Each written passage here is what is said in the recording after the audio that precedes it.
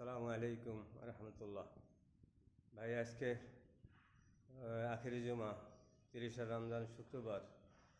তাড়াতাড়ি সবাই রেডি হন, তাড়াতাড়ি রেডি হয়ে সবাই আগে আগে মসজিদে যান এবং আগে মসজিদে গিয়ে 2 রাকাত দাখিলি মসজিদ নফল নামাজ পড়বেন। এরপর ইমাম সাহেবের আলোচনা শুনবেন, খুতবা শুনবেন। তা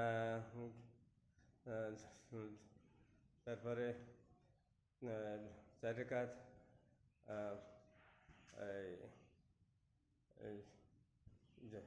সুন্নত পড়বেন এবং 2 রাকাত ফরজ জামাতে পড়বেন এবং পরে 4 রাকাত সুন্নত পড়বেন।